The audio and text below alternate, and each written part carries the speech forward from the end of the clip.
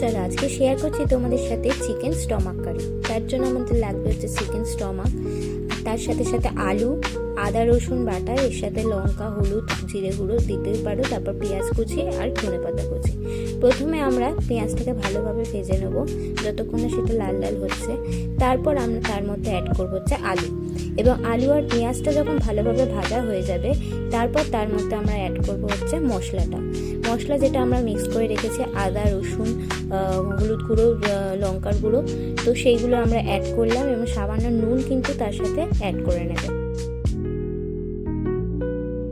মশলাটা যখন দেবে সামান্য একটু জল দেবে যাতে ধরে না যায়, এবং যতক্ষণে আমরা কুক করব যতক্ষণ না তেল ছাড়ছে, তেল ছাড়া অবধি আমরা ওয়েট করব। তারপর আমরা যখন তেল ছেড়ে যাবে তার মধ্যে আমরা অ্যাড করব হচ্ছে চিকেন স্টমাক, যেটা আমরা আগে ধুয়ে রেখে দিয়েছি পরিষ্কার করে। তো সেটা অ্যাড করবার পর ভালোভাবে নাড়িয়ে চাড়িয়ে তোমরা চাইলে জলও অ্যাড করতে পারো, আর যদি না জল অ্যাড করো এমনি এরমভাবেই কষা সার্ভ করতে পারো হচ্ছে চিকেন স্টমাক কারি। আমি সামান্য শেষে একটু জল অ্যাড করেছিলাম যাতে সব কিছু ভালোভাবে সিদ্ধ হয়। তো এবং সবার শেষে অ্যাড করবে হচ্ছে ধনেপাতা, যেটা ফ্লেভারটা আরও বেশি ভালো করে এনহ্যান্স করে।